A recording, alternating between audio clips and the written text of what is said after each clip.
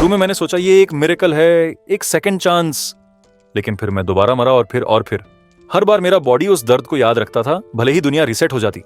धीरे धीरे मेरा डर बदलकर रेज बन गया।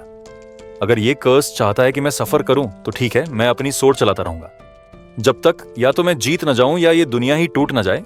सुबह की शुरुआत होती है किसी के बर्तन बजाने से जो हमें सबको उठाने की कोशिश कर रहा है। कैंप में मैं अब भी बिस्तर पर लेटा हूं, हिलना नहीं चाहता। तभी एक लड़का चिल्लाता है कि उसकी बूट के अंदर कोई बग है। वो आवाज मुझे झटका देकर जगा देती है। मेरा नाम इनक्रेड है और ये लोग मेरे स्क्वाड मेंबर हैं। मुसीबतें खड़ी करने के बाद मुझे बैटलफील्ड पर इस पोजीशन में डिमोट कर दिया गया। कमांडर चिल्लाता है कि हमला करो। मेरे पास कोई स्पेशल पावर्स नहीं है। मैं यहां तक सिर्फ एंडलेस ट्रेनिंग की वजह से पहुंचा हूं। मैं एक वार को ब्लॉक करता हूं और किक से काउंटर करता हूं, लेकिन तभी एक और सोल्जर मुझ पर टूट पड़ता है और मेरे चेहरे पर मुक्के बरसाने लगता है। अचानक उसका सिर मेरे एक एले की तलवार से कट जाता है। सच तो यह है कि मुझ में कोई टैलेंट नहीं है। मैं अपनी सोर्ड कसकर पकड़ता हूं और आगे दौड़ पड़ता हूं। खुद से कहता हूं कि मेरा ड्रीम बहुत दूर है। तभी एक तीर मेरे पास से निकलता है और मेरे बगल वाले सोल्जर को मार देता है। मैं ये सोचकर राहत महसूस करता हूं कि वो मैं नहीं था, लेकिन आगे देखता हूं तो एक आदमी पहले से ही मुझ पर टूट पड़ रहा है। मैं अपनी सोर्ड और कसकर पकड़ता हूं नाइट बनने के इरादे से, लेकिन उसकी तलवार सीधे मेरे सीने में घुस जाती है। मेरा ड्रीम तो पहले ही टूट चुका था। जख्म से खून बहता है और मैं घुटनों पर गिर जाता हूं। मेरी कॉन्शियसनेस धीरे धीरे फेड हो रही है। मैंने कभी नहीं सोचा था कि मेरी मौत इतनी पैथेटिक होगी। अंधेरा फैलता है और मुझे आग जलने की आवाज सुनाई देती है। मैं अपनी भारी पलकों को जबरदस्ती खोलता हूं। मेरी नजर धुंधली है और सब कुछ लहरों जैसा डोलता हुआ दिखता है। बर्तनों की आवाज फिर से शुरू हो जाती है। मैं आंखें खोलता हूं और वही आदमी अपनी बूट में बग देखकर परेशान हो रहा है।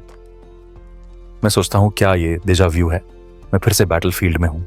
मैं समय पर मुड़ता हूं और देखता हूं कि तलवार मेरी ओर बढ़ रही है। मेरी गर्दन में वार होता है और ये मेरी दूसरी मौत है।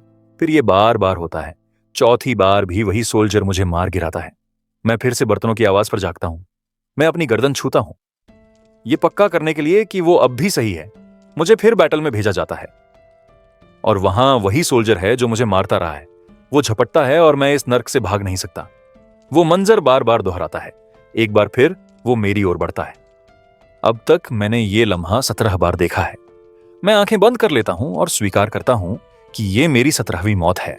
मुझे अफसोस है कि मैंने अपनी सोर्ड्समैनशिप पर और मेहनत नहीं की। सोल्जर मुझे खून के तालाब में छोड़कर चला जाता है। मेरा शरीर पछतावे से भारी है। मेरे ऊपर एक नीला लैंटर्न हिलता है और एक आवाज आती है, पूछती है क्या मैं सच में यही मानता हूं वो बोटमैन है, दूसरी दुनिया का गाइड। वो मुझसे कहता है कि मैं डिस्पेयर को स्वीकार कर लूं, हार मान लूं, उस दीवार को महसूस करूं जिसे मैं पार नहीं कर सकता। लेकिन मैं इनकार करता हूं। मेरी आंखें रिजॉल्व से जल उठती हैं। बर्तन फिर से बजते हैं। टैटूड आदमी मुझे देखकर हैरान होता है कि मैं इतनी जल्दी उठ गया। उसका नाम रैम है। मैं उसे बूट में बग के बारे में बताता हूं। वो देखता है, बग बाहर निकालकर कुचल देता है और पूछता है क्या मैंने उसे रखा था। मैं कहता हूं मैंने उसे क्रॉल करते देखा था। यह 18वीं बार है जब मैंने वही लाश देखी है। मैं सोचता हूं और कितनी बार मुझे यह देखना पड़ेगा। इससे पहले कि मैं इस कर्स्ड दिन से आगे बढ़ सकूं, मैंने बचपन से ही सोर्ड थामी है। मैंने सोर्ड्समैनशिप सीखी थी एक रिटायर्ड मर्सिनार से जो कभी मेरे गांव आया था। एक टांग वाले मर्सिनरी ने मुझसे कहा था कि अगर मैं इतना अच्छा हूं तो शायद एक दिन नाइट बन भी जाऊं। उसके वो शब्द मेरे साथ रह गए और उन्होंने मेरे अंदर उस ड्रीम को और मजबूत किया कि मैं वो नाइट बनूं जो अकेले 1000 लोगों को हरा सके। इस ख्याल पर मैं मुस्कुराया। यकीन था कि मैं किसी बार्ड के सॉन्ग का प्रोटैगनिस्ट हूं, लेकिन फिर सीन बदलता है और बार में लोग मुझ पर हंस रहे हैं, मेरा मजाक उड़ा रहे हैं, पूछ रहे हैं कि जब मैं एक डॉग से डरता हूं तो नाइट कैसे बनूंगा। उसी पल मुझे एहसास हुआ कि मेरी टैलेंट कुछ खास नहीं है, लेकिन फिर भी मैंने हार मानने से इनकार कर दिया। मैंने सोचा कि हार्डवर्क कभी धोखा नहीं देती। अगर मेरे पास समय हो और मेहनत हो तो मैं उस दीवार को पार कर सकता हूं जिसे लोग टैलेंट कहते हैं। मैंने अपनी ब्लेड एक मॉन्स्टर के अंदर घोंप दी और धीरे धीरे आसपास के लोग मुझे एक्नॉलेज करने लगे। मैं स्ट्रांग बन रहा था, लेकिन वो उम्मीद उस दिन टूट गई जब गांव का एक बच्चा मुझे ड्यूएल के लिए चैलेंज करता है और जीत जाता है। वो सिर्फ 12 साल का था और उसने सिर्फ 6 महीने ट्रेनिंग की थी, जबकि मैंने एक डिकेड से ज्यादा तलवार पकड़ी थी। मैं एक बच्चे से हार गया। मैंने सोचा शायद यही मेरा अंत है, लेकिन मैंने उस गुस्से को फ्यूल में बदल दिया। मैंने मील्स छोड़ दी, नींद छोड़ दी और हर पल ट्रेनिंग करता रहा। बार बार अपनी सोड एक पेड़ पर चलाता रहा। मैंने हर चीज एक ही वार में डाल दी। तलवार इंपैक्ट से कांप उठती थी, थकान से चूर होकर। मैंने ऊपर देखा, पेड़ पर पड़े निशान। मैंने खुद से कहा, भले ही मैं नाइट न बन सकूं, लेकिन कम से कम एक एक्सपीरियंस्ड सोल्जर तो बनूंगा। मैंने अपनी स्वॉर्ड फिर उठाई और चिल्लाते हुए उसे घुमाया। फ्रस्ट्रेशन से भरे वार करता रहा। 3 साल बाद मैंने साइप्रस डिवीजन ज्वाइन कर ली। मैं एक सेकंड रेट स्क्वाड का लीडर बन गया। यह वही सबसे अच्छा पोजीशन था जहां मैं एंडलेस ट्रेनिंग के बाद पहुंच सकता था। मैंने अपने आदमी जैक्सन को आवाज दी और उससे कहा कि मेरी मॉर्निंग रोटेशन ले ले। उसने हाँ कहा, लेकिन बोला कि बाद में उसका हिसाब चुकाना होगा। रेम ने कमेंट किया कि जैक्सन एक वाइल्ड कैट जैसा है, हमेशा घूरता रहता है। और मैंने उससे पूछा बीस्ट के हार्ट के बारे में। रेम हैरान हो गया। उसने मुझे याद दिलाया कि पिछली बार मैंने गिव अप कर दिया था। पूछा कि क्या मुझे सच में लगता है इस बार कामयाब हो जाऊंगा। मैं जवाब भी नहीं दे पाया था कि बैटल शुरू हो गई। मुझे तुरंत मार दिया गया और फिर बार बार, चाहे कितनी भी बार मैं मरा और वापस जगा। मैं सिर्फ देख पाता कि तलवार मुझे चीर रही है। फिर भी मैं खुद से कहता रहा, आज जरूर कुछ अलग होगा। सोल्जर्स दहाड़ते हुए आगे बढ़े और मुझे एहसास हुआ कि यह बैटलफील्ड पर मेरा 21वां बार है। मैंने हर सिचुएशन याद कर ली थी। मैंने भाला डॉज किया और पीछे से होने वाला अटैक ब्लॉक किया। फिर मैं मुड़ा और वेल को चिल्लाते देखा। मुझे पता था वो जल्दी मर जाएगा। एक तीर उड़ता हुआ आया, लेकिन मैंने उसे रोक लिया। वेल मुझे शॉक में घूरने लगा। एक और दुश्मन आया, लेकिन मैंने उसे काट गिराया। और तभी मैंने कहा, मैंने आज का अपना पहला गोल पूरा कर लिया है। अब बस वही सोल्जर बचा है जो मुझे बार बार मारता रहा है। वो अभी जिस दुश्मन को काटा है उसकी बॉडी से अपनी ब्लेड खींचता है और मेरी ओर घूरते हुए धीरे धीरे चलता है। लेकिन इस बार मैं तैयार हूं। वो हमेशा की तरह झपटता है और मुझे रेम की बात याद आती है कि मैं हमेशा खतरे के सामने अपनी आंखें बंद कर लेता हूं। उसकी एक्स मेरे चेहरे की ओर झूलती है। मैं सहम जाता हूं और मेरी आंखें कसकर बंद हो जाती हैं। रेम की आवाज मेरे दिमाग में गूंजती है। कहती है कि मुझे ब्रेव बनना होगा, डगमगाना नहीं है, मौत से भी डरना नहीं है। तभी मैं सच में बीस्ट का हार्ट पकड़ पाऊंगा। मैं खुद को मजबूर करता हूं कि पलक न झपकाऊं। जब तलवार मेरी ओर आती है, मैं फुसफुसाता हूं कि मुझे मौत से डर नहीं लगता। हर मौत मुझे और स्ट्रांग बना रही है। पहली बार मैंने उस वार को डॉज कर लिया। मेरा दिल पहले कभी इतनी तेज नहीं धड़का था। और मेरी नजरें मिलती हैं। दोनों वार करने को तैयार हैं, लेकिन वो तेज है। उसकी तलवार मेरी गर्दन चीर देती है। खून बहता है और मेरी नजर धुंधली होती जाती है। अंडरवर्ल्ड मेरी आंखों के सामने उठ खड़ा होता है। फिर बोटमैन सामने आता है। उसकी आवाज भारी है। कहता है, हार मान लो, उसकी बोट पर चढ़ जाओ, अपनी कमजोरी स्वीकार कर लो और आराम करो। लेकिन मैं अपने दिल में जवाब थूक देता हूं, नहीं, वो दिन कभी नहीं आएगा जब मैं गिव अप करूंगा। मैंने उसकी तलवार की नोक देखी थी, मैंने डॉज किया था। मैं इसे ऐसे खत्म नहीं होने दूंगा। मैं फिर से जागता हूं। रेम मुझे देखता है और कहता है कि मैं जल्दी उठ गया। ये मेरी 22वीं जिंदगी है। मैं कसम खाता हूं कि फिर से चैलेंज करूंगा। बैटल फिर से भड़क उठती है। समय आगे बढ़ जाता है। अब ये मेरी 33वीं जिंदगी है। मैं फिर थ्रस्ट डॉज करता हूं। सोल्जर मुड़ता है और मैं बचने की कोशिश करता हूं, लेकिन मैं बहुत धीमा हूं। उसकी ब्लेड मेरी गर्दन काट देती है और मैं घुटनों पर गिर जाता हूं। मेरी गर्दन से एक नेकलेस फिसल कर गिरता है। मुझे याद आता है जब मैंने इसे कमाया था। मर्सिनरी के दिनों में मैंने अनगिनत मॉन्स्टर्स को हराया था। एक दिन एक गरीब गांव ने मुझसे मदद मांगी। मैंने स्वीकार किया क्योंकि मैं एक सच्चे नाइट की तरह कमजोरों की रक्षा करना चाहता था। बैटल खत्म होने पर गांव के एल्डर ने मेरी हथेली में कुछ दबा दिया। वो बस एक चाम था। मेरी जान जोखिम में डालने पर ऐसा रिवॉर्ड हंसी के लायक था। लेकिन उसने कसम खाई थी कि यह चाम वही पूरी करेगा जो मैं सबसे ज्यादा चाहता हूं। क्या यही वजह है कि मैं इस एंडलेस लूप में फंसा हुआ हूं? सोल्जर व्यंग्य करता है। कहता है कि मुझे जरूर दर्द हो रहा होगा। वादा करता है कि मुझे मर्सी देगा। मैं कड़वी हंसी रोक नहीं पाता। मर्सी माय एस, वो तो मजे लेता है मुझे बार बार मारकर, लेकिन मैं उसे कभी वो सेटिस्फैक्शन नहीं दूंगा। बर्तन फिर से बजते हैं। मैं रीम को हल्का सा धक्का देता हूं और कहता हूं कि उसकी बूट में बग है। वो गुस्से से पूछता है कि क्या मैं पागल हो गया हूं इतनी सुबह ये सब करके। मैं उससे कहता हूं, चिल्लाना बंद कर और बाहर चल, क्योंकि अब मैं तैयार हूं बीस्ट का हार्ट सीखने के लिए। एक्स मेरी ओर झूलती है और मैं अपनी आंखें उस पर टिकाए हुए वार को डॉज कर देता हूं। रेम हैरानी से पूछता है कि मैंने अचानक फ्लिंच करना कैसे बंद कर दिया। मैं उसे कहता हूं कि मैंने ट्रेनिंग की है। वो कहता है कि इतनी जल्दी ऐसा नहीं हो सकता और मेरी फैमिली टेक्निक किसी और से नहीं सिखाई जा सकती। मैं जवाब देता हूं कि मैंने इसे बस चांस से सीखा है। मैं कुछ वेपन्स उठाता हूं और उससे कहता हूं कि मैं इस पार करना चाहता हूं। रेम मुझे घूरता है, फिर मुस्कुराकर कहता है कि ये तो बहुत अच्छा है। वो मुझ पर वार करता है और मैं बच जाता हूं। ये सिलसिला चलता रहता है और वो पूछता है कि मैं कब तक डॉज करता रहूंगा, जबकि वो चार्ज करता है। मैं एक और स्ट्राइक डॉज करता हूं और कहता हूं कि मेरी असली सोर्ड टेक्निक बस वोलन मर्सनरी सोर्ड टेक्निक है, जिसे लोग पेटी ट्रिक कहते हैं। मैं अपना बैलेंस खोने लगता हूं और रेम मुझ पर झपटता है। मैं संभलता हूं और उसके लीप के लिए तैयार हो जाता हूं। वो नोटिस करता है और उसी सोल्जर की तरह थ्रस्ट करता है जो मुझे बार बार मारता है, लेकिन रेम मेरी ब्लेड मेरे हाथ से गिरा देता है। तलवार जमीन पर फिसल जाती है और एक पल के लिए मैं उस कमीने सोल्जर के स्टैब की नकल करता हूं। मेरा बॉडी उस मोशन को याद रखता है। रेम कहता है कि इससे मुझे खून बहना चाहिए था और मानता है कि अब तक जो मूव्स मैंने दिखाए हैं उनमें से यह स्टैब काफी अच्छा था। वो मुझे इसे बेहतर करने के टिप्स देने की कोशिश करता है। वो चेतावनी देता है कि खुद पर शक करना कहीं नहीं ले जाएगा और मुझे अगले कदम की चिंता करनी चाहिए, न कि कॉन्फिडेंस खोकर सोर्ड छोड़ देनी चाहिए। उसकी बातें उलझी हुई हैं, लेकिन मैं समझ जाता हूं उस स्टैब और सोल्जर के स्टैब में फर्क सिर्फ मेरा कॉन्फिडेंस था। सोल्जर मुझे फिर मार देता है, कहते हुए कि वो मुझे मर्सी देगा जैसे ही वो स्टैब करता है। फिर मैं रेम के साथ ट्रेनिंग में लौट आता हूं और वो फिर मेरी सोर्ड गिरा देता है। सोल्जर मुझे फिर से मारता है और मैं तुरंत वापस ट्रेनिंग में पहुंच जाता हूं।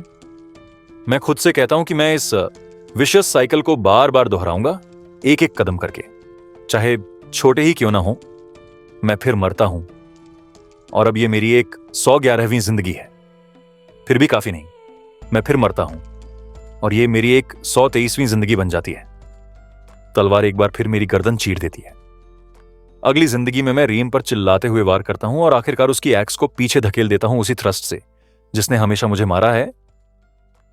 रेम पूछता है कि क्या मैं पागल हो गया हूं। मैं देखता हूं मेरा हाथ खून से बह रहा है। वो इशारा करता है कि मेरा हाथ गश कर रहा है और पूछता है कि मैं पागलों की तरह हंस क्यों रहा हूं। मुझे सिर्फ एक्साइटमेंट महसूस होती है क्योंकि मैंने आखिरकार वो स्टैब मास्टर कर लिया। मैं वापस बैटलफील्ड पे हूं। अपने मॉर्टल एनिमी का सामना करते हुए मैं थ्रस्ट करता हूं और उसकी हेलमेट को छूकर निकल जाता है। वो अपने स्टेप से जवाब देता है और मेरी गर्दन भेद देता है। मेरा पहला स्टेप ट्रेड नाकाम रहा, लेकिन मैंने आंख नहीं झपकी और न ही तलवार छोड़ी। मैं जमीन पर गिरता हूं, लेकिन तलवार अब भी मेरे हाथ में है। वो अपना पैर मेरे सीने पर रखता है और मुझे तड़पते हुए देखकर मुस्कुराता है। वो फिर वही लाइन दोहराता है कि वो मुझे मर्सी देगा। मैं जोर से कहता हूं कि कल मैं उसे मार दूंगा, कल। वो हंसता है और कहता है कि मरे हुए लोगों के लिए कोई कल नहीं होता। रेम के जूते से निकला बग भागने की कोशिश करता है, लेकिन मैं उसे कुचल देता हूं और कहता हूं कि मैंने देखा था, ये अंदर उड़कर गया था। रेम मुझे थैंक्स कहता है और मैं बोलता हूं अगर सच में थैंकफुल है तो मेरी गार्ड ड्यूटी ले लें। वो परेशान नजर आता है, जैसे सोच रहा हो कि मैं इतनी कैजुअली उसे ऑर्डर्स क्यों दे रहा हूं। हमें एक नए मेंबर से मिलवाया जाता है, उसका नाम बिग आइज है। मैं उससे कहता हूं कि मुझे एक शील्ड ला कर दे, कुछ आर्मर और एक डैगर भी। मैं बाद में पैसे दूंगा। वो हैरान होता है, लेकिन मान जाता है और कहता है कि वो मुझ पर ट्रस्ट सिर्फ इसलिए कर रहा है क्योंकि मैं उसका बॉस हूं। रेम पूछता है कि क्या मैं पहले कभी इतना पुशी रहा हूं। जैक्सन कहता है कि हम हमेशा अपने काम उस पर डाल देते थे और स्क्वाड के और भी मेंबर्स सामने आते हैं। रेम मुझे लगातार देखता रहता है और कहता है कि मैं अजीब तरह से एक्ट कर रहा हूं क्योंकि मैं यूजुअली इतना टेंस कभी नहीं होता। मैं वापस पेड़ पे प्रैक्टिस करने लौटता हूं। हर थ्रस्ट मुझे उन अनगिनत मौतों की याद दिलाता है जिन्हें मैंने एंड्योर किया है। मैंने हर बार दर्द महसूस किया है और सोचता हूं अगर मैं लाखों बार कोशिश करने के बाद भी जीत न सका तो क्या होगा। क्या मैं इस लूप से कभी बाहर निकल पाऊंगा? क्या बाहर निकलने का मतलब होगा कि मैं सच में कल को देख पाऊंगा, या फिर मैं इस कर्स्ड दिन को बार बार जीता रहूंगा? शायद मुझे अब तक मिली स्ट्रेंथ से ही संतुष्ट होना चाहिए, लेकिन नहीं। मैं खुद पर गुस्सा करता हूं। मैं हार नहीं मान सकता। मैं हार नहीं मानूंगा। मैं इस वॉल को पार करूंगा, ये देखने के लिए कि इसके पार क्या है। मैं बार बार पेड़ पर थ्रस्ट करता हूं जब तक कि वो आखिरकार बीच से टूट नहीं जाता। फिर मैं तैयार होना शुरू करता हूं। हर इक्विपमेंट का टुकड़ा पहन लेता हूं। इस बार मैं पूरे यकीन के साथ मानता हूं आज मैं जीतूंगा। वॉर हॉर्न बजता है और मेरा स्क्वाड मेरे पीछे मार्च करता है। बैटल फूट पड़ती है। मैं खुद से कहता हूं कि मैं यहां तक सिर्फ लक की वजह से पहुंचा हूं, प्रिपरेशन की वजह से और कूल हेड बनाए रखने की वजह से। एक आदमी पीछे से मुझ पर टूट पड़ता है। मैं उसका वार ब्लॉक इज़ा करता हूं और उसकी गर्दन काट देता हूं। एक और सोल्जर मेरे पैर पर हमला करता है, लेकिन मेरा शिन गार्ड उसे रोक देता है और मैं उसका सिर तोड़ देता हूं। एक एक्स पीछे से मेरी ओर उड़ती है, लेकिन मैं डॉज करता हूं और अपना वेपन वापस उसकी ओर फेंक देता हूं। यह सब सिर्फ इसलिए मुमकिन है क्योंकि मैंने यहां अनगिनत जिंदगियां गुजारी हैं। वेल पहले की तरह चिल्लाता है और मैं उसके लिए तीर रोकता हूं, फिर उसके अटैकर को काट गिराता हूं। अब वो पल आ चुका है, वो वॉल जिससे मैं हमेशा डरता रहा हूं। सोल्जर मुझे घूरता है और हमारी नजरें एक डेडली स्टेयर डाउन में टकराती हैं। फिर वो चार्ज करता है, मैं ब्लॉक करता हूं, लेकिन मेरी शील्ड टूटकर बिखर जाती है। मैं उसे फेंक देता हूं और आगे बढ़ता हूं। उसकी अगली स्ट्राइक को अपनी स्वॉर्ड से रोकता हूं। अब मुझे एहसास होता है कि ये सोल्जर बस एक इंसान है, टैलेंटेड है, शायद प्रोडिजी के करीब भी हो, लेकिन उसमें असली अनुभव की कमी है और यही उसे हिलाना आसान बनाता है। मैं अपना सिर उसके चेहरे पर दे मारता हूं। वोलन सोर्ड स्टाइल, सस्ती चालों और गंदे मूव्स हो सकते, ये मेरे जैसे इंसान के लिए परफेक्ट है। मैं अपने बूट से मिट्टी उसकी आंखों में मारता हूं और झपटता हूं। वो हमेशा की तरह थ्रस्ट करता है और मैं उसे साफ डॉज करता हूं। वो उतरते ही पलटकर काउंटर करने की कोशिश करता है, लेकिन मैं भी करता हूं। इस बार मुझे पूरा भरोसा है। उस थ्रस्ट का हर छोटा डिटेल मुझे याद है।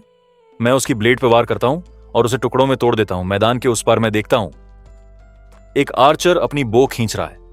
तीर सीधा मेरी ओर आता है। सोल्जर अपना टूटा हुआ वेपन गिरा देता है। जब मैं किल के लिए बढ़ता हूं, मैं खुद से कहता हूं आखिरकार मैंने जीत लिया।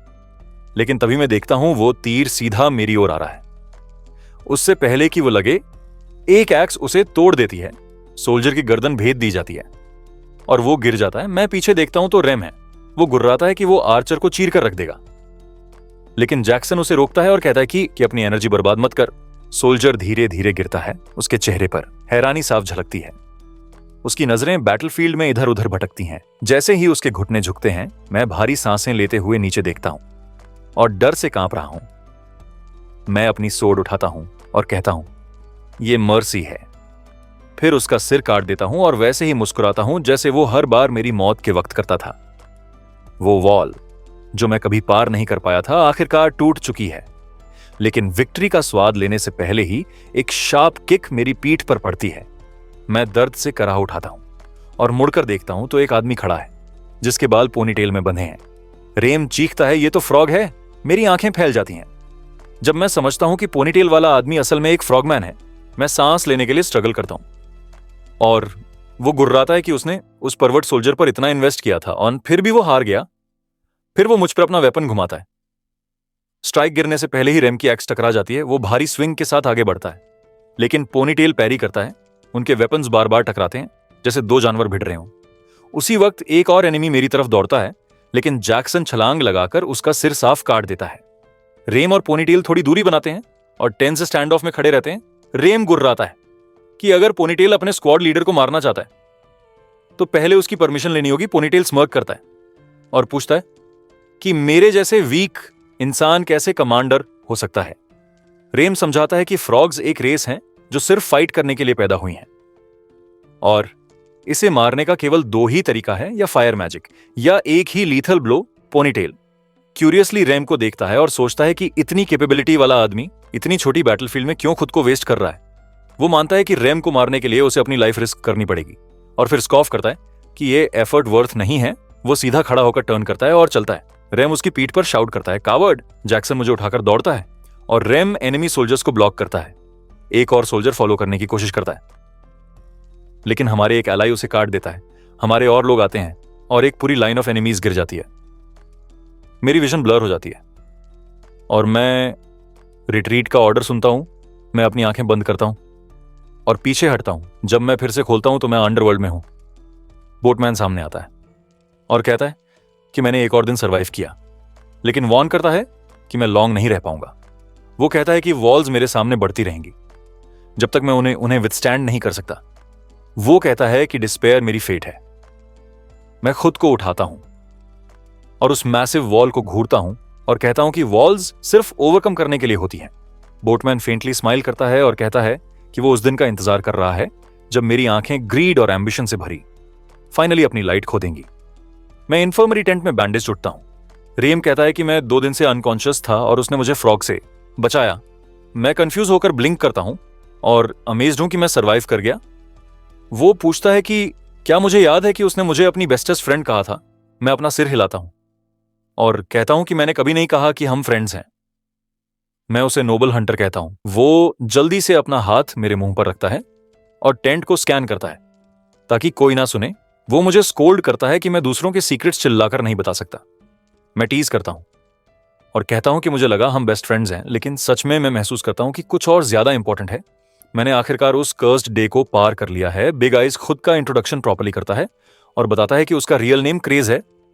मुझे उसकी गियर की कीमत का 3 गुना देना होगा। मैं पूछता हूं कि वो बैटल में कहां था, क्योंकि मैंने उसे कभी नहीं देखा। वो ग्रीन करता है और कहता है कि वो मुझे डिस्काउंट देगा और सिर्फ डबल चार्ज करेगा। जैक्सन टेंट में आता है।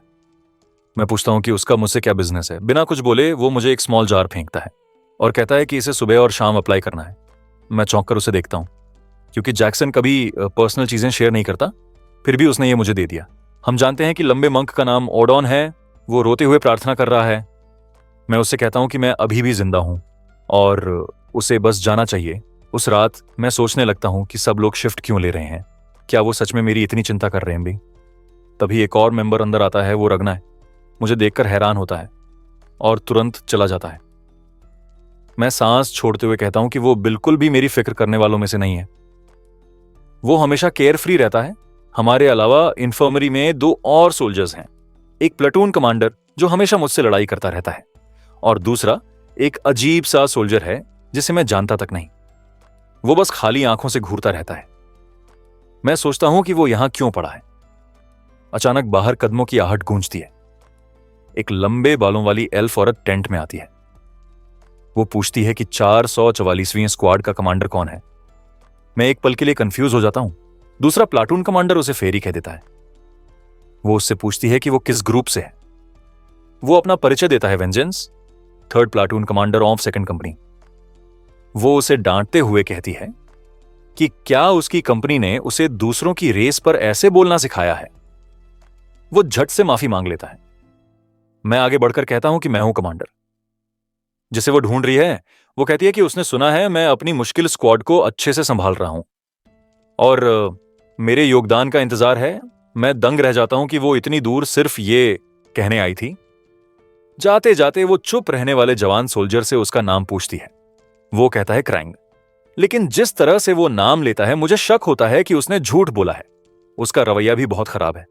मुझे लगने लगता है कि वो शायद कोई नोबल है। कमांडर उसे एक आखिरी नजर डालकर बाहर चली जाती है। मैं सोचता रह जाता हूं कि असल में हो क्या रहा है। कुछ देर बाद जब मेरे शरीर का ज्यादातर दर्द चला जाता है तो मैं सोचता हूं कि ट्रेनिंग करने चला जाऊं। वेंजेंस मुझे बाहर निकलते देख पूछता है कहां जा रहा हूं। मैं कहता हूं ट्रेनिंग एरिया। वो मुझे इडियट कहता है।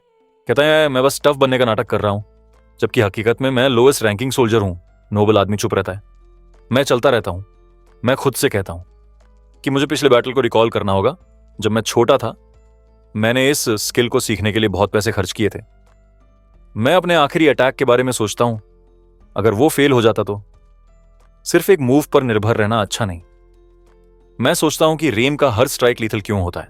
अचानक नोबल बोल पड़ता है। कहता है कि मैं बहुत मेहनत कर रहा हूं। मैं चौंक जाता हूं।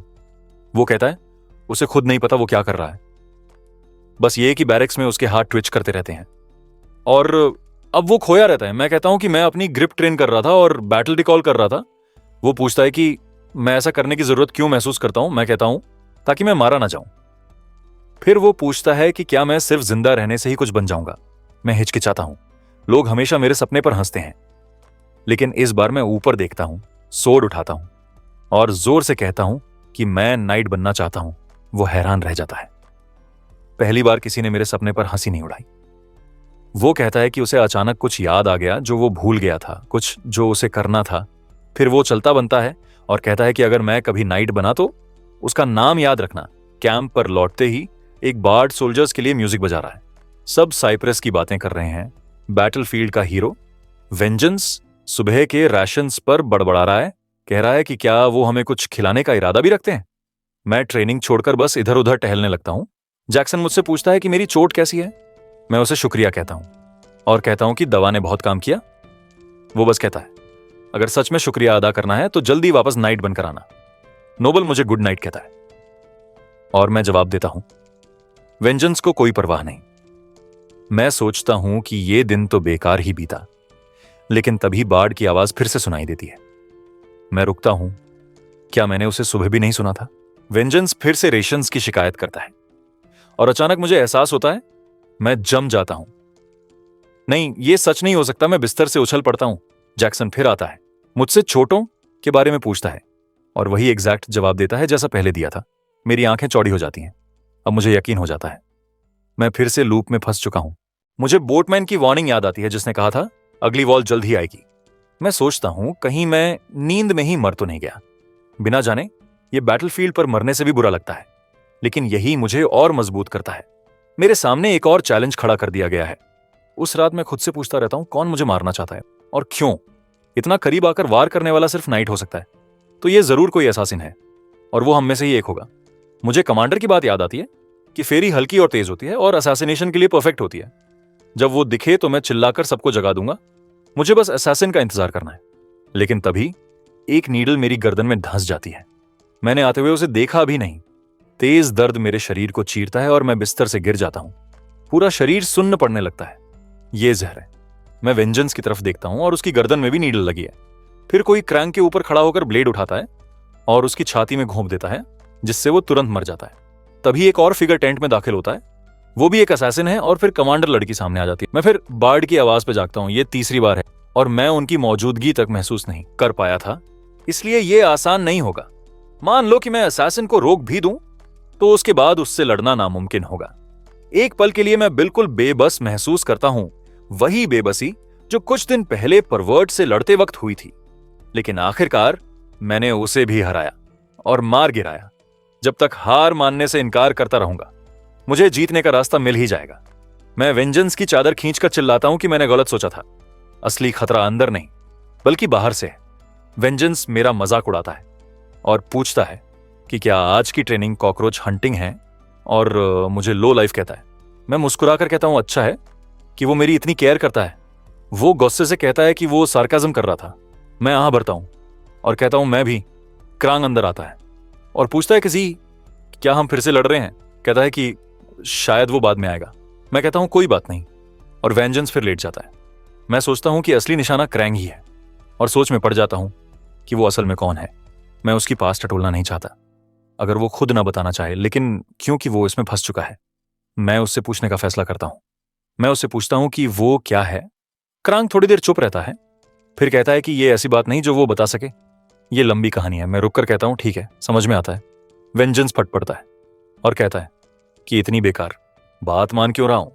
अगर माननी ही थी तो पूछा क्यों था?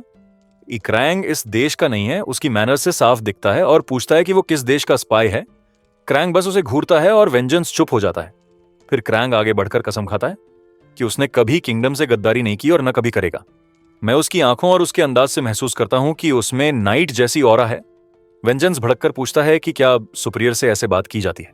क्रैंग हंस देता है। मैं मान लेता हूं कि वो नाइट नहीं है, क्योंकि वो असैसिन के सामने बिल्कुल असहाय था, लेकिन साफ के कि वो कुछ छुपा रहा है। उस रात हम सब एक दूसरे को गुड नाइट कहते हैं और वेंजेंस गला साफ करके एक्नॉलेजमेंट देता है।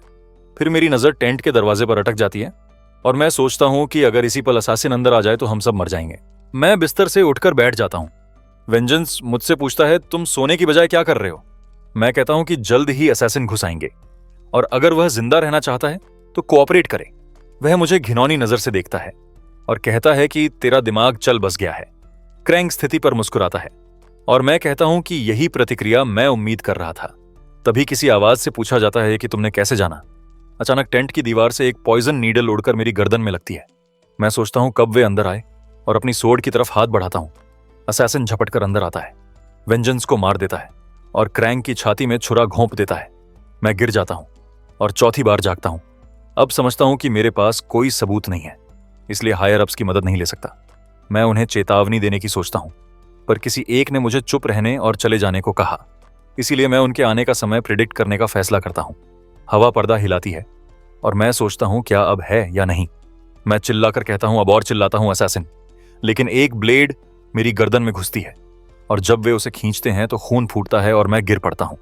वे सामने के दरवाजे से दौड़कर आते हैं और मैं समझता हूँ कि उन्हें एम्बुश करना होगा इससे पहले कि वे कोई कदम उठाएं। पर कैसे लड़ूं उस दुश्मन से जिसे मैं देख ही नहीं सकता। अगले लूप में मैं फिर टेंट के अंदर गार्ड पर खड़ा होता हूँ, पर वे मेरे पीछे से फिसल कर आ जाते हैं और फिर से मेरी गर्दन में छुरा घोंप देते हैं।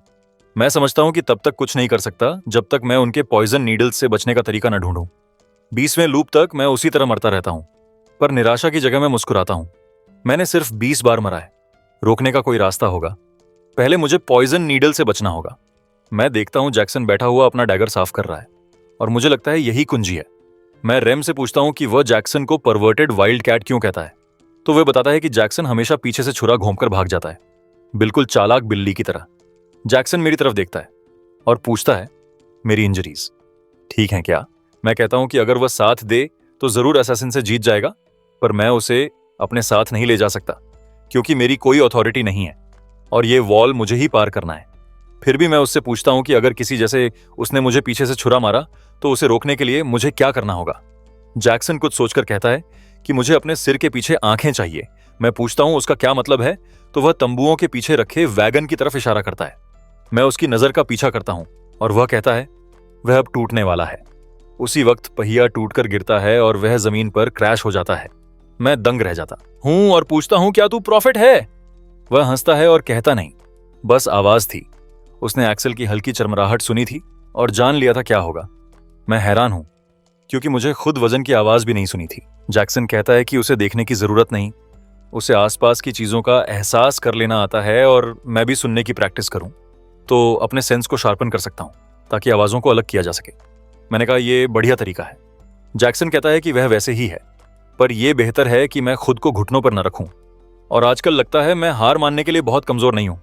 उस रात मैं बिस्तर पर लेटा सोचता हूं कि अब मेरा दूसरा वॉल सामने आ गया है। इस बार वो फेसलेस डेथ की शक्ल में है। अगर मैं उन्हें महसूस कर सकूं तो जिंदा रह सकता हूं। मैं अपनी कानों पर ध्यान देता हूं और बाहर पेट्रोल की फुटस्टेप्स और सूरजियां जलती मशालों की खनक सुनता हूं। असैसिन उड़कर आता है, पर मैंने उसे अभी तक नहीं सुना और सोचता हूं वो कहां है। वो उतरता है, पर फिर भी मैं उसे महसूस नहीं कर पाता और अचानक एक नीडल मेरी गर्दन में जाकर लगती है। मैं आंखें खोलकर कहता हूं, हाँ, मैं फिर फेल हुआ। मैं अगले सुबह फिर उसी साइप्रस के गीत पर जागता हूं। मैं कहता हूं मैंने एक भी कदम आगे नहीं बढ़ाया, पर मेरा शरीर सब कुछ याद रखता है, जैसे बीस्ट का हार्ट लेना और वो स्टैब। जैक्सन बताता है कि आवाज से बहुत कुछ मालूम किया जा सकता है। किसी चीज की जगह पता चल जाती है आवाज की इंटेंसिटी और डायरेक्शन से। और जब मैं दूर की हल्की आवाजें सुन लूंगा तो मेरे कान दूसरी आंखों की तरह काम करेंगे। जैक्सन उंगली बजाकर समझाता है कि आवाज एक वेव है और वो हर दिशा में बजती है, चाहे कितनी भी खामोश क्यों ना हो। हजारों ध्वनि तरंगों के बीच मुझे एक ही वेव अलग करनी होगी। मैं सबकी बातें अर्ध सुनना शुरू कर देता हूं और सोचता हूं कि सारी आवाजें उलझी हुई हैं। मुझे उन्हें अलग करना और कैटेगराइज करना होगा। मैं कहता हूं कि सारे फ्लैग्स एक बड़ी आवाज लगते हैं और गिनती याद करने की कोशिश करता हूं। फिर पास की कदमों पर फोकस करता हूं और आसपास की आवाज को महसूस करता हूं। पहले परिचित आवाजों को, फिर अजनबी आवाजों को। मैं केरेंग को इनी कहते सुनकर आंखें खोलता हूं और वो पूछता है ये किस तरह की ट्रेनिंग है। मैं निकनेम के बारे में पूछता हूं तो क्रैंक कहता है ठीक है, ये नाम मेरा नाम छोटा करके है। मैं कहता हूं मुझे पसंद नहीं, पर अगर उसे अच्छा लगे तो ठीक है। फिर मैं पूछता हूं ये कहाँ ट्रेनिंग जैसा है, मैं तो यहाँ बेवकूफ की तरह बैठा हूं। क्रैंक कहता है उसे पहले से पता है, मैं वक्त बर्बाद करने वाला इंसान नहीं हूं। रात को फिर नीडल उड़ती है और फिर मेरी गर्दन में लगती है। मैं बाजू देखता हूं तो क्रैंक पेट में छुरा लगते हुए खून थूकता हुआ गिरता है। फिर असैसिन दूसरी बार वार करता है और क्रैंक खून थूकता है। अब मैं इस लूप का 23वां बार हूं और चौबेरे में भी मुझे कुछ सुनाई नहीं दिया और फिर क्रैंक मरा। ये बार बार दोहराया गया। मैं फिर सुनने पे फोकस करता हूं और कहता हूं मुझे ज्यादा एक्सपीरियंस की जरूरत नहीं है इस दीवार को पार करने के लिए। कोई अचानक ज्ञान या दैवीय चमत्कार नहीं चाहिए। मुझे बस बार बार करना होगा जब तक मैं पक्षी की आवाज सुन न सकूं। मैं पक्षी की आहट सुनता हूं जो किसी झंडे पर उतरता है और इसका मतलब है असैसिन की कदमों की आवाज भी सुननी चाहिए। मैं आंखें खोलता हूं तो क्रैंक कह रहा होता है कि उसे हैरानी है। उसने मुझ पर चुपके से हमला किया, पर मैं जानता था कि वह यहां है और वह कहता है कि चूंकि मेरी आंखें बंद हैं तो मैं अपनी परसेप्शन ट्रेन कर रहा हूं और फिर वही बात दोहराता है कि वो जानता है। मैं वक्त बर्बाद करने वाला नहीं हूं। आज रात मेरी आंखें अलग लग रही हैं, पहले से कहीं ज्यादा तेज। असैसिन अपना कंधा उठाकर मेरी तरफ नीडल फेंकता है, पर इस बार मैं बच जाता हूं और तकिए के नीचे रखी ब्लेड पकड़कर उस पर वार करता हूं। वो डर से लड़खड़ा जाता है, उसके चेहरे से पसीना टपक रहा है। मैं मुस्कुराकर कहता हूं कि अब वो फेसलेस डेथ नहीं रहा। वो दांत पीसकर पलटवार करता है और मुझे रैट कहता है। मुझे तुरंत समझ आ जाता है कि वो परवर्ट जितना अच्छा फाइटर नहीं है, इसीलिए मैं उसे संभाल सकता हूं। पर जब नजर घूमती है तो देखता हूं कि वेंजेंस की गर्दन में पहले से नीडल लगी है, मगर क्रैंग अभी तक ठीक है। असैसिन फिर से झपटता है। मैं डॉज करता हूं और खुद को याद दिलाता हूं कि गार्ड नीचे नहीं होने देना, क्योंकि सामने अभी भी एक ट्रेन्ड असैसिन है। वो एक डैगर मेरी ओर फेंकता है। मैं मुश्किल से बचता हूं, लेकिन वो मेरी छाती को चीर देता है। वो मुझे खत्म करने के लिए दौड़ता है। तभी टेंट फटकर खुलता है और फेरी कंपनी कमांडर सामने आती है। मुझे तुरंत एहसास होता है कि अगर मैंने पहले वार नहीं किया तो मर जाऊंगा, इसलिए मैं उसकी तरफ थ्रस्ट करता हूं। मगर असैसिन घबरा जाता है और चिल्लाता है कि मेरे पास गार्ड है। वो जहरीली नीडल्स की बारिश कर देता है जो सीधा क्रैंक की तरफ बढ़ रही होती है, लेकिन वो औरत हवा में छलांग लगाकर अपने केप से सारी नीडल्स रोक लेती है और क्रैंक को बचा लेती है। मैं जम जाता हूं। सोचा था वही असैसिन है, पर असल में वो हमें बचाने आई थी। फिर भी ये मेरा मौका है। मैं नीचे झुककर छलांग मारता हूं और असैसिन पर टूट पड़ता हूं। वो ब्लॉक करने की कोशिश करता है, पर मेरा वार उसके हाथों को हटा देता है। वो दांत पीसता है और भाग जाता है, कायर की तरह। मैं पीछा नहीं करता, बस बड़बड़ाता हूं कि यकीन नहीं होता। वो भाग गया। क्रैंक बैठता है और कहता है कि असैसिन शायद उसी के पीछे था। मैं सिर हिलाकर कहता हूं कि मुझे पहले से पता था। वो पूछता है कैसे? मैं कहता हूं कि कोई भी मुझे जैसे बूट या वेंजेंस को मारने के लिए असैसिन नहीं भेजेगा। कंपनी कमांडर इसे कंफर्म करती है और मुझे क्विक ऑन माई फीट कहती है, पर जैसे ही वो अपनी तलवार पकड़ने को बढ़ती है, मुझे ठंडक सी महसूस होती है। उसने अभी हमारी मदद की है, पर गवाहों को जिंदा नहीं छोड़ेगी। मैं अपनी ब्लेड कसकर पकड़ लेता हूं, लेकिन क्रैंक हमारे बीच आकर खड़ा हो जाता है और कहता है कि उसके पास एक फेवर है। वो नहीं चाहता कि आज कोई मरे। मैं देखता हूं वो औरत उसके आगे झुकती है और उसकी बात मान लेती है। क्रैंक आगे जोड़ता है कि इसमें वेंजेंस भी शामिल है, क्योंकि वो अभी मरा नहीं है। वो कहती है उनके पास एंटीडोट है और वो बच जाएगा। मैं मन ही मन सोचता हूं कि वो जरूर पॉइजन की गहरी जानकारी रखती है, जो एक नजर में पहचान लिया। क्रैंक कहता है कि अब इस गड़बड़ को साफ करना होगा, वरना सबको पता चल जाएगा कि असैसिन अंदर आया था। मैं पूछता हूं कि क्या बस इतना काफी है कि कोई सबूत न बचे। फिर आग की तरफ देखता हूं और कहता हूं कि एक आसान तरीका है। कुछ ही पलों में हमारा टेंट जल उठता है। आग की लपटें आसमान को छूती हैं। हर तरफ से सैनिक पानी की बाल्टियां लेकर दौड़ते हैं और चिल्लाते हैं कि टेंट में आग लगी है। और जब हंगामा थमता है तो राख के बीच बस दो ही जिंदा निकलते हैं, मैं और वेंजेंस। इसके साथ असैसिन के निशान मिट गए। मैंने सोचा वे बाकी का काम संभाल लेंगे। आसमान में एक पक्षी ऊंचा उड़ रहा था। क्रैंक कंपनी कमांडर के साथ खड़ा था। उसने कहा कि अगर मैंने असैसिन को धीमा न किया होता तो क्रैंक अब तक मर चुका होता। उसने पूछा क्या उसने इसलिए अपना मन बदल लिया था? क्रैंक मानता है हाँ, और पूछता है क्या वह मुझे भी दिलचस्प पाती है, पर उसने कोई जवाब नहीं दिया, सिर्फ नजरें हटा ली। क्रैंक याद करता है कि मैं हर सुबह कितनी कड़ी मेहनत करता था। वह मुस्कुराकर कहता है कि मेरी आदतें उस पर भी असर कर गई हैं, और वादा करता है कि हम अपने अपने रोल में फिर मिलेंगे। बाद में मैंने पानी से उठती हुई एक लंबी धार देखी जो धीरे धीरे घुल गई, और तभी बोटमैन दिखाई दिया। उसने कहा कि फिर मिलेंगे, और मैंने बस कहा कभी भी। मैंने दूसरी दीवार पार कर ली थी, और अगले दिन जब उठा तो ज्यादातर चीजों की मौजूदगी साफ महसूस हो रही थी। अजीब बात यह थी कि कंपनी कमांडर की मौजूदगी अभी भी पकड़ में नहीं आ रही थी। फिर भी वापसी पर करने के लिए बहुत काम था। शुक्र था चोट नहीं लगी, इसलिए मैं तुरंत लौट सकता था। वेंजेंस मुझसे पूछता है क्या मैंने उसे आग से बचाया और क्यों। मैं सोचता हूं कि वह मुझे बचाने के लिए मुझे भला क्यों टोक रहा है और क्यों वह मुझसे इतना नफरत करता है। मैंने सरलता से कहा क्योंकि हम साथी हैं, मुझे और वजह नहीं चाहिए। वह नजरें घुमा लेता है थोड़ी शर्मिंदगी के साथ और कहता है कि उसने मुझ पर जो कुछ भी निकाला उसके बाद भी मैं निस्वार्थ रहा। फिर वह पूछता है क्या मैं अपनी स्क्वाड में लौट रहा हूं? मैंने कहा हाँ। वह हंसकर कहता है तेरी किस्मत खराब है, क्योंकि स्क्वाड का माहौल बुरा होने वाला है। वह बताता है कि अफवाह है, पूरा बेस कर्स्ड है। वहीं मेरी स्क्वाड में रेम को अंडर डेवलप्ड मंकी कहकर चिढ़ाया जा रहा था और धक्का दिया जा रहा था, पर वह पीछे नहीं हटता बल्कि उत्साहित दिखता है। उसने उस आदमी को उठाकर मेज पर फेंक दिया और मेज टूट गई। आदमी तलवार पकड़कर झपटा। रेम ने डॉज किया और दाहिने हाथ से उसे पटक दिया। फिर उसने अपनी कुल्हाड़ियां निकाली और घमंड करते हुए कहा कि वह उसके स्कल को सजाएगा। आदमी अपनी तलवार निकालकर चिल्लाया कि वह रैम को बीच में काट देगा। तभी मैं पहुंचता हूं। मुझे बेस के कर्स्ड होने की खबर नहीं थी, पर ये कमीने लोग मेरे लिए ही सजा बन रहे थे। मैंने गहरी सांस ली और सबको रोकने को कहा। वे हैरान हुए और बोले, उन्हें लगा तुम मर गए थे।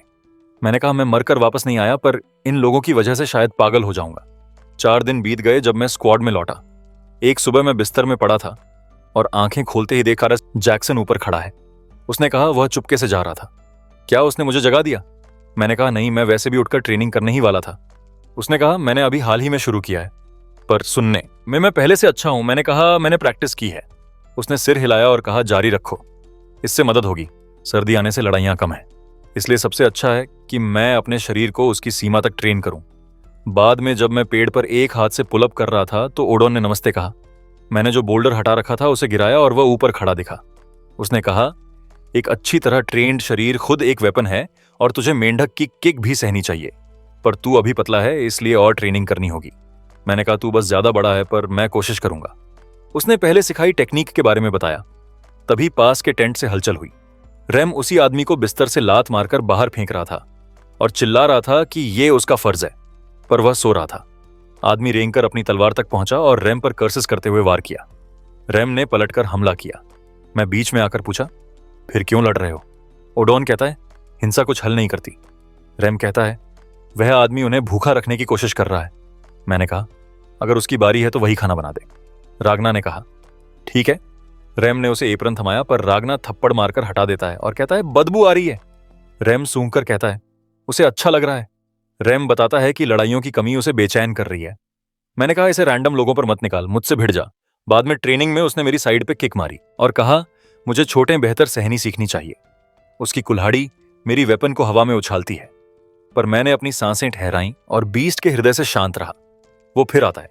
मैं अपनी सुनने की ताकत से उसका वार डिफ्लेक्ट करता हूं और उसके चेहरे पर थ्रस्ट मारता हूं। वह डॉज करता है, पर कहता है, अच्छा था। फिर वह मेरी सोर्ड को अपनी एक्स से पकड़कर मेरी कॉलर पकड़ता है और मुझे जमीन पर पटक देता है। वह कहता है, उसने मुझसे ज्यादा उम्मीद की थी, क्योंकि मैंने बहुत सुधार किया है, पर पूछता है क्यों मैं अचानक इतना अलग हो गया हूं। क्योंकि उसने वही स्टैब बार बार देखा है। मैं उठकर उसे घूरता हूं और कहता हूं, मैं अब अलग हूं, मैं इसे लाखों बार दोहरा सकता हूं, और कहता हूं, फिर आ और इस बार मैं तुझे हरा दूंगा। रैम मुस्कुराता है, जैसे सोच रहा हो कि मेरी स्किल्स रफ हैं, फिर भी उसकी आंखों में मेरे डिटर्मिनेशन को देखकर वह थकता नहीं। वह कहता है कि वह यह तभी कह सकता है जब उसने मुझ पर एक स्क्रैच लगाया हो। तभी अचानक बारिश शुरू हो जाती है और हम दोनों ऊपर देखकर हैरान हो जाते हैं। टेंट के अंदर मैं कहता हूं कि यह बारिश जब चाहे शुरू और बंद हो जाती है। रैम मजाक में कहता है कि इस रफ्तार से वह अपने पैरों पर मशरूम उगाने लगेगा। मैं रागना को सोता हुआ और ओडन को प्रार्थना करते देखता हूं। एक और आदमी टपकता है और पूछता है कि वह कितने और ड्यूल्स रद्द करेगा बारिश की वजह से। वह कहता है कि अब वह कर्स की अफवाहों पर विश्वास करने लगा है।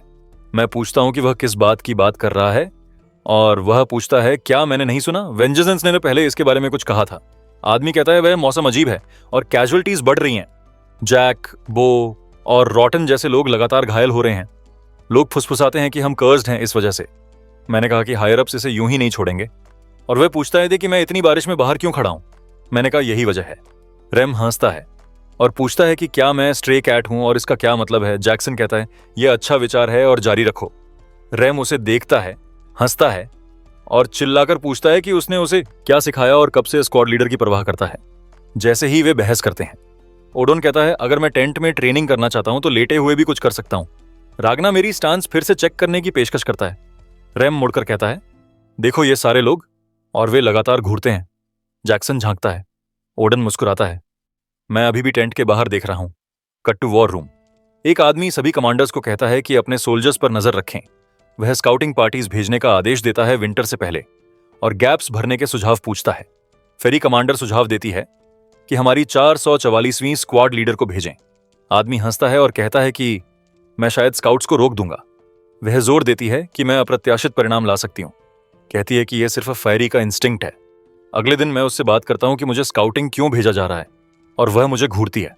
वॉर रूम में वही आदमी पूछता है, क्या मैंने कंपनी कमांडर को नाराज कर दिया? मैं पूछता हूं, मैं क्या कर सकता था? वह कहता है, यही वजह है कि उसने मुझे स्पेसिफिकली चुना। वह सोचता है, क्या वह मुझे मार देगी अब जब क्रैंक चला गया? रेम अपने एक्स को उठाते हुए कहता है कि वह मदद करेगा। मैंने कहा कि मैं सुपीरियर पर एक्स नहीं चला सकता और मैं रेम जैसा नहीं हूं। वह कहता है वह ऐसा नहीं कह रहा था। मैंने कहा उसे भी कोशिश मत करनी, क्योंकि उसका इतिहास वायलेंट है। ओडन प्रार्थना करता है कि मैं खो ना जाऊं। रागना मेरी जगह जाने के लिए वॉलंटियर करता है और सब घूरते हैं क्योंकि वे जानते हैं वे डायरेक्शनली होपलेस है। जैक्सन कहता है अगर मैं टॉल फील्ड्स में स्काउटिंग कर रहा हूं तो मुझे ग्रास पर ध्यान देना होगा, डिस्टर्बेंसेस नोटिस करनी होंगी। यही पहला स्टेप है एम्बुश स्पॉटिंग का। रेम बड़बड़ाता है कि उसने जैक्सन को मुझ पर वियर्ड चीजें सिखाना बंद करने के लिए कहा। मैं कहता हूं कोई नहीं रोकेगा कि वे लड़ते रहें जब मैं बाहर हूं। खुद मानता हूं कि इससे बेहतर कोई नहीं है। स्किल की कमी की वजह से घूम घूम कर फाइनली मुझे ऐसा रोल मिला जहां मैं मदद कर सकता हूं। बाद में मैं जैक्सन और रेम के बीच खड़ा होता हूं जब वे एक दूसरे पर स्विंग करते हैं और यह दोनों को चौंका देता है। मैंने कहा इसे रोक दो। रेम पूछता है क्या मैं ब्रेव हूं या स्टूपिड, और जैक्सन कहता है मुझे उसका धन्यवाद करना चाहिए वरना मेरे चेस्ट में छेद हो जाता। मैंने कहा वे स्किल्ड हैं और हम उन्हें खो नहीं सकते। उनकी तुलना में मैं कॉम्बैट पावर में कम हूं। सडन डाउट की जरूरत नहीं। मैं अपना स्थान जानता हूं और सुधार की गुंजाइश है। हम स्काउट्स के साथ जंगल से फ्रंट लाइंस की ओर चलते हैं। कोई मेरे पास आता है आंखें बंद देखकर और कहता है लॉक इन। कहता है हम रैंक में समान हैं, पर वह स्काउट लीडर है और अगर मुझे प्रॉब्लम है तो हम फाइट कर सकते हैं। उसका नाम एंड्रू गार्डनर है। एक और आदमी हंसता है और पूछता है क्या एंड्रू सच में सोचता था कि मैं उससे लड़ूंगा क्योंकि मैं आउटकास्ट हूं? एंड्रू उससे मुस्कुराता है और चेतावनी देता है कि अगर मैं कोशिश करूंगा तो वह मुझे हर्ट नहीं करेगा। फिर वह ग्रुप को जगाता है और कहता है स्क्वाड काम करता है अपने मेंबर्स की वजह से, और एनिमी से मिले तो स्कल्स बैश करेंगे। मुझे लगता है वहां वे लाउड और ग्रीन है। एंड्रू क्लियरली स्काउटिंग नहीं समझता। हम जमीन पर फ्रेश ट्रैक्स देखते हैं। एंड्रू कहता है ये नए ट्रैक्स हैं, कोई एनिमल ग्रुप्स में चल रहा है 20 के हिसाब से। वह उन्हें फॉलो करना चाहता है और आज रात बारबेक्यू करना चाहता है। मैंने कहा कि ये क्रीचर्स कम से कम 20 में ट्रैवल करते हैं और अगर वह सीरियसली इनसे लड़ने का प्लान करता है तो मैं सोचता हूं कि उसके दिमाग में क्या चल रहा है। एक आदमी अचानक जोर से हंस पड़ता है। कहता है कि वो न्यू नहीं बल्कि गजल है। मैं उसे घूरता हूं बिना हंसे। वो भी मुझे देखता है और अपना नाम बताता है, हेनरी। वो कहता है एंड्रू बहुत ऑब्नॉक्शियस है और मैं भी मान लेता हूं। हेनरी बताता है कि वो पहले हंटर था, उसे स्क्वाड लीड से कोई खास मतलब नहीं है। बस यूं ही बात शुरू हुई और पता ही नहीं चला कि हम दोनों जम गए।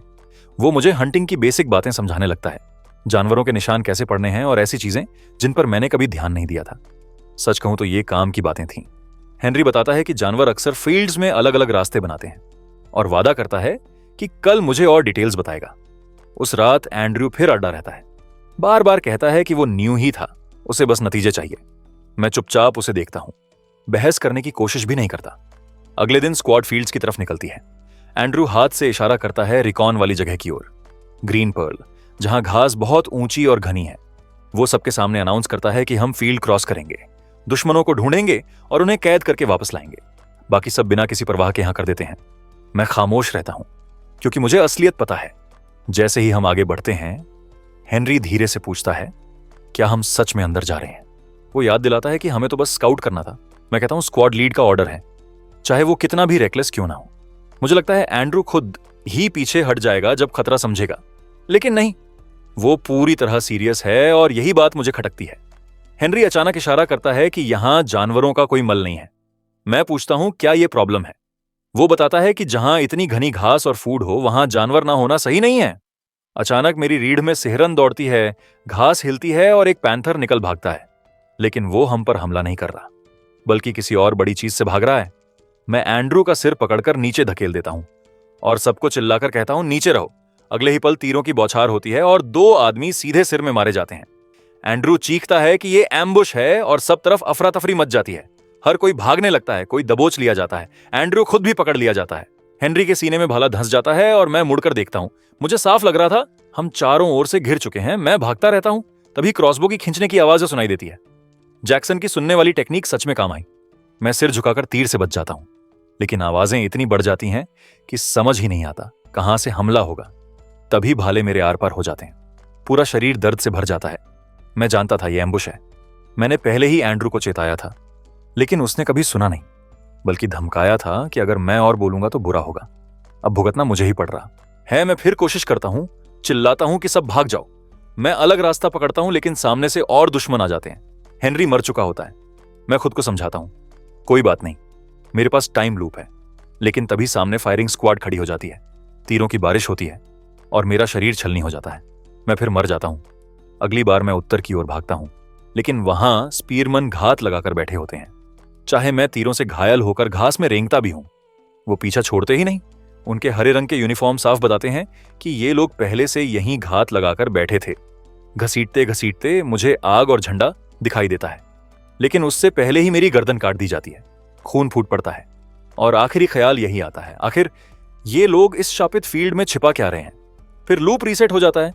एंड्रू फिर वही लाइन दोहराता है, फील्ड क्रॉस करना है, दुश्मन पकड़कर लाना है। मैं जानता हूं ये डेथ मार्च है, इसमें कोई बच नहीं सकता, लेकिन ये लोग कुछ छिपा रहे हैं और मुझे उसे जानना है। अगर मैं ये राज खोल दूं तो शायद मुझे बार बार यहां मरना ना पड़े। हेनरी मेरा नाम पुकारता है और मैं ख्यालों से बाहर आता हूं। सोचता हूं अगर मैं इस मिशन से बच भी जाऊं तो लूप खत्म हो जाएगा, इस वॉल से भागने का कोई रास्ता नहीं है। एंड्रू फिर आवाज देता है कि मैं किसका इंतजार कर रहा हूं। एक आदमी मुझे कहता है, एंड्रयू की बात मान लो। कहता है वो बेवकूफ है, लेकिन उसकी भी अपनी मुश्किलें हैं। मैं पलटकर कहता हूं कि मैं क्यों मानूं, और पूछता हूं आखिर कितना बेवकूफी बर्दाश्त करनी चाहिए। फिर मैं उसकी आंखों में देखते हुए कहता हूं, क्या तुझे एंड्रयू की चमचागिरी करते करते थकान नहीं होती? आदमी गुस्से में आता है और मैं उसे धक्का देकर किनारे कर देता हूं। कहता हूं कि मैं अब इस खेल में नहीं रहना चाहता। एंड्रू अपनी सोड की तरफ हाथ बढ़ाता है और पूछता है, क्या मैं आदेश नहीं मान रहा हूं? मैं कहता हूं नहीं, मैं तुम्हारी नहीं मान रहा हूं, मैं कह रहा हूं अब से मैं आदेश दूंगा। वह गुस्सा होने लगता है, पर मैं समझाता हूं कि सबसे ज्यादा बार जिनके लिए यहां जिंदगी बची रहती है वही बचते हैं। हेनरी भी वैसा ही है, और जो चेहरे पर जख्म वाला सोल्जर हमेशा उसके साथ रहता है वह कोई आम आदमी नहीं है, वह बहुत माहिर है। ज्यादा ऐसा लगता है जैसे कोई बॉडीगार्ड हो या रक्षक।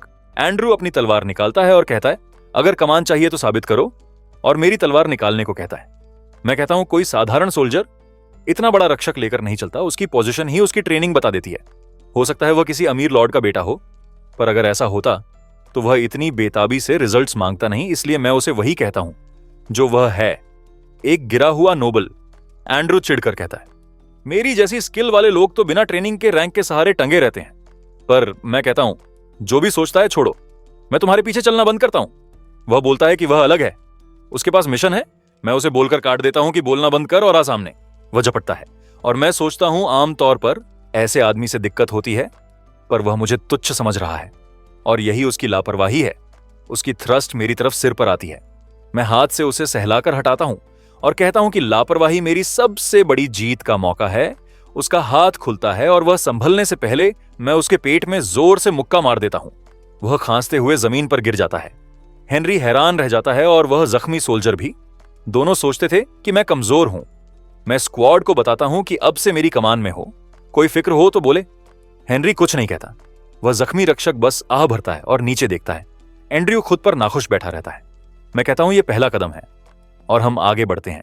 हम जंगल से गुजरते हैं और दल सोचता है मैं क्या करने वाला हूं, तो मैं खामोशी तोड़ता हूं और हेनरी से पूछता हूं उसका सपना क्या है। वह उलझन में दिखता है, पर कहता है कि वह एक फूलों की दुकान चलाने वाली सुंदरी से शादी करना चाहता है। मैं कहता हूं तो जिंदा रहे अगर वो ये चाहता है। मैं एक और आदमी से पूछता हूं, वह कहता है कि अभी अभी पिता बना है। मैं कहता हूं अगर वह पिता बने रहना चाहता है तो जिंदा रहना होगा। मैं एक एक कर उनके सपने सुनता हूं, दुकान खोलना, घर लौटना। फिर एंड्रू की बारी आती है। वह कहता है उसका सपना मां की इच्छा पूरी कर हाउस गार्डनर को बहाल करना है। मैं सिर हिलाकर कहता हूं कि अगर तुम्हें यह सब चाहिए तो हम सिर्फ बचने की कोशिश नहीं करेंगे, हम बचेंगे, गारंटी के साथ। दल हैरान होता है। मैं कहता हूं कि हमें प्रोएक्टिव होना होगा। कुछ भी जीवन से ज्यादा प्रेरित नहीं करता और दुश्मन जल्द दिखेगा। मैं घास की तरफ इशारा करके हेनरी से कहता हूं वहां सिर की ऊंचाई पर एरो चलाओ। वह कहता है कुछ नहीं है। मैं दोहराऊंगा नहीं। वह निशाना लगाकर खींचता है और एरो एक आदमी के चेहरे में लगकर चिपकती है। दुश्मन चिल्लाते हैं, हमला हुआ है। हेनरी स्तब्ध हो जाता है। मैं अपनी तलवार निकालता हूं और एंड्रू से कहता हूं कि मेरे पीछे रहे। वह दांत कसता है और झपट पड़ता है। मैं पीछे से किसी का पीठ छेद देता हूं और कहता हूं कि एक ही तरीका है, ऊपरी हाथ से हमला करो, पहले मारो और भ्रम का फायदा लो। एंड्रू एक के गले में घोंपता है। वह जख्मी रक्षक पास से आकर एक अटैकर को काटकर गिरा देता है। मैं और काटता हूं और चिल्लाता हूं कि दुश्मन 12 से घटकर 8 रह गया है। बाकी हम पर आते हैं और मेरे लोग पहुंचते हैं। मैं आदेश देता हूं सबको मार दो। लड़ाई ऊंची घास में जोरों से चलती है। फिर वही पैंथर फिर से दौड़कर गुजरता है और एक दुश्मन डरकर पलटता है। वह अपनी तलवार उसकी तरफ घुमा देता है, पर मैं बगल से कूदकर उसे पेट में छेद कर देता हूं। अब समझ आता है कि पहली बार उन्होंने हमें इसलिए ढूंढ लिया था क्योंकि वे उस जानवर का पीछा कर रहे थे और हम अनजाने में उनके रास्ते में आ गए थे। इस बार वे उसे इतने ज्यादा देख रहे थे कि हमें देख ही नहीं पाए। हेनरी चिल्लाता है, हम खत्म हो गए। एंड्रू सांस फूलते हुए लड़खड़ाता है जबकि उसका रक्षक शांतिपूर्वक अपनी तलवार पहुंचता है। मैं स्क्वाड से कहता हूं, हम तुरंत आगे बढ़ें। पैंथर हमारी तरफ देखता है और हम पीछे हटते हैं। हमारा एक नुकसान हुआ, 6 लोग बचे हैं। पहले के लूप्स में मैं इतनी जान नहीं बचा पाया था, पर यह अब तक की सबसे बड़ी कामयाबी है और मैं इसे बर्बाद नहीं करूंगा। मैंने दुश्मन की संख्या और पोजीशन समझ लिया है। अगर हम सीधे जाएंगे तो 30 क्रॉसबो मैन हमें कत्लेआम कर देंगे। इसलिए मैं कहता हूं कि हम यहीं दाहिने मोड़ लेते हैं। जो भालेबाज हर लूप में हमें लगातार पीछा करते हैं, उन्हें जल्दी साफ करना होगा, वरना वे हमारी चाल रोक देंगे। मुश्किल मुठभेड़ों से बचने के लिए हम घात लगाकर वार करेंगे और तेजी से भागकर एनिमी की घेराबंदी तोड़कर निकलेंगे। मैं देखता हूं कि एंड्रू एक को काटता है, पर उसका बॉडीगार्ड चेतावनी देता है कि वह ज्यादा जोर लगा रहा है। रात होने पर बाहर निकलना मुश्किल होगा, इसलिए हमें सूरज ढलने से पहले ही भागना होगा। मैं उन्हें आगे बढ़ने को कहता हूं। मैं कहता हूं, मुझे पता है ये सही दिशा है और मैं किसी असहमति को स्वीकार नहीं करूंगा। मेरे पीछे आओ। बॉडीगार्ड चिढ़ा हुआ दिखता है, अचानक अपनी तलवार मेरी तरफ कर देता है और कहता है कि मुझे सही ढंग से काम करना चाहिए और वह मेरी मौत के लिए मेरे पीछे नहीं चलेगा। वह चाहे मुझे अभी मार दे, पर वह जिंदा रहने का रास्ता ढूंढ लेगा। मैं कहता हूं, अब वापस जाना देर हो चुका है। शोर शराबे के बाद हमारी रिट्रीट वाली राह एनिमी से घिर चुकी होगी। वो पूछता है, क्या उसे सच में मेरा साथ देना चाहिए? तो मैं कहता हूं, एक बात, मैं भी जिंदा रहना चाहता हूं। एंड्रू सोचता था मैं बेकार कचरा हूं, जैसे उसका बाप जिसने हार मान ली और घर की दौलत बर्बाद कर दी। पर यह सच नहीं है। मैं उसकी मां की बात याद दिलाता हूं, जिसने कहा था घर भले खत्म हो जाए, पर वह चाहती थी कि बेटा ऐसा बने जो लोगों की अगुवाई कर सके। वह हाउस गार्नर अपनी मां के लिए फिर से खड़ा करना चाहता है। मैं उसकी तरफ देखता हूं और कहता हूं, मुझ पर भरोसा करो, हम बचेंगे। एंड्रू आगे बढ़कर मुझे कैप्टन बोलता है। उसका बॉडीगार्ड विरोध करने की कोशिश करता है, पर एंड्रू कहता है कि अब स्क्वाड कैप्टन के आदेश मानेगी। मैं सबको संकेत तक झुककर रहने और पास रहने के लिए कहता हूं। पहला कदम पहल करना है और एनिमी पर घात करके हमारी घेराबंदी तोड़ना है। हम घास के बीच छिपते हैं और सरसराहट सुनते हैं। एनिमी सैनिक हमारे पास से गुजरते हैं, बहुत से। मैंने दर्जनों लूप में जो सबसे महत्वपूर्ण बात सीखी है वह यह है कि सिर्फ इसी समय और इसी जगह हम दुश्मन को बिना लड़ाई शुरू किए जाने दे सकते हैं, और यही हमारा निकलने का तरीका है। सब तनकर बैठते हैं। मैं अपनी सुनने की शक्ति पर ध्यान देता हूं और जब कुछ और नहीं सुनता तो वे बेचैनी से मेरे संकेत का इंतजार करते हैं। सब कुछ योजना के मुताबिक चलता है और आखिरी कदम सूरज ढलने के बाद अंधेरा होने पर है। साफ हो गया कि हम हमेशा क्यों हारते थे, क्योंकि हम एनिमी के शिविर पर पहुंच रहे थे। हेनरी कहता है, ये हो ही नहीं सकता। एक आदमी सारी मेहनत के बाद फेस पाल्म करता है कि आखिर हम एनिमी कैंप पर पहुंच ही गए। मैं कहता हूं, एस्पेन के सैनिक मैदान में हर किसी को चुप करने के लिए मार रहे हैं क्योंकि वे कुछ छिपा रहे हैं। हम शिविर के बीच में एक शाइन पाते हैं, झंडे ऊंचे और हर तरफ हड्डियां पड़ी हैं। मैं सोचता हूं वे क्या छिपा रहे हैं और बाकी लोगों से कहता हूं, अब चलो यहां से, और निकलने का रास्ता खुद सामने आ जाएगा। जैसे ही हम कैंप में घुसते हैं, बॉडीगार्ड पूछता है, क्या मैं पागल हूं कि इसे आग लगा दूंगा? वह चेतावनी देता है कि हम घेर लिए जाएंगे और मारे जाएंगे। उसका नाम मैक है। मैं कहता हूं, मैं अवज्ञा बर्दाश्त नहीं करूंगा, और वह गड़कर जवाब देता है, पर फिर भी मेरे कदमों का पालन करता है। मैक कहता है कि बादल वाली रात में हम रास्ता नहीं पाएंगे, पर वह मन मसोस कर मुझ पर भरोसा करता है। हम एक खाली टेंट में छिपते हैं और मैक को शक होता है कि मुझे इस कैंप की इतनी जानकारी कैसे है। वह सोचता है कि फेरी कमांडर ने मुझे बताया होगा। मैं कहता हूं कि जब वे ध्यान बटे होंगे हम निकलेंगे। हम 2 समूहों में बांटेंगे। एक भूखा बनकर दुश्मनों को तानने का काम करेगा और दूसरा आग लगाकर पलों में भगाने का काम करेगा। मैक्स कहता है वह बैड ग्रुप के साथ जाएगा, और मैं हैरान हूं क्योंकि वह हमेशा शिकायत करता रहा है, पर अब अचानक साथ देने का फैसला करता है। मुझे लगता है यही बेहतर है, क्योंकि उसने पहले भी कई बार स्क्वाड को कैंप में घसीटा है, पर कभी इतने लोगों के साथ नहीं। मैं खुद से कहता हूं, आज तक का सबसे अच्छा लूप है, और लगता है कि यह करने लायक होगा। एक आदमी को पत्थर लग जाता है सिर पर, और फिर हम मैक्स को भगते देखते हैं और बाकी को चेतावनी देने चिल्लाते हैं। मैं एक मशाल के लिए हाथ बढ़ाता हूं, सोचता हूं यही आगे बढ़ने का सबसे अच्छा मौका है, पर अचानक मेरे किनारे एक भारी कद का आदमी आ प्रकट होता है, जो जोर से झटका मारकर मशाल को बीच में ही काट देता है। ठंडी सिहरन मेरी रीढ़ पर दौड़ती है। मैंने उसे पहले कभी किसी लूप में नहीं देखा था। मैं अपनी तलवार निकालता हूं और समझता हूं कि यह आदमी कोई मामूली नहीं है। वो मुझ पर घूरता है और मुझे चूहा कहता है। मैं कहता हूं हम देर हो रहे हैं, और तब मैं एक टेंट में लगी आग देखता हूं। कोई लबादा पहने आदमी बाहर टपकता है और आग की बात करते हुए चिल्लाता है, और मैं देखता हूं कि लड़के बैरल लेकर भाग रहे हैं। वह आदमी सबको आदेश देता है कि आग बुझा दो। मैं खुद से बताता हूं कि मैक्स ने ज्यादातर दुश्मनों को भटकाया और मैंने बाकी का ध्यान अपनी ओर खींचा, और एंड्रयू ने टेंट्स में आग लगा दी। अब बस निकलना है। मैं जमीन पर पैर पटखाता हूं और कहता हूं कि हर हमला यहीं से शुरू होगा। मैं खुद को आगे धकेलता हूं और आदमी की डिफेंस में जो गैप है वही निशाना बनाता हूं। वह तुरंत मुड़ता है और मेरी निगाहें टकराती हैं, और उसने मेरी अटैक को आसानी से टाल दिया। मैं संभलते उससे पहले ही वह मेरे पीछे आ चुका है और मेरी तोंद चीर देता है। मैं झुककर उसे पकड़ता हूं और सोचता हूं यही उसकी सबसे अच्छी स्टैब थी। वह मुझे कमजोर कहता है और मैं उसकी ताकत के फासले को महसूस करता हूं। मैं उसे हरा नहीं सकता। अपने वर्तमान स्तर पर मैं यहां मुश्किल घात प्रेशों के बाद मुश्किल से पहुंचा हूं। लूप के बाद लूप में जहां बाकी सब मरते रहे, और अब समझता हूं यही आदमी इस लूप की सच्ची दीवार है। जब वह अपनी तलवार उठाता है, मैं सोचता हूं अगर मैं मरने वाला हूं तो मुझे पहले स्क्वाड की कमान पकड़नी होगी और बार बार यही करना होगा ताकि किसी बार उसे लड़ने का मौका मिले। मैं हंसता हूं और उसे चौंका देता हूं। वह पूछता है क्यों, और मैं अपनी तलवार उसकी ओर करके मुस्कुराता हूं। वह झटके से वार करता है कि मुझे काटकर कुत्तों को खिलाएगा, और मैं अपनी मुद्रा निचली कर लेता हूं, तैयार होकर कि इस दीवार को पार करूंगा।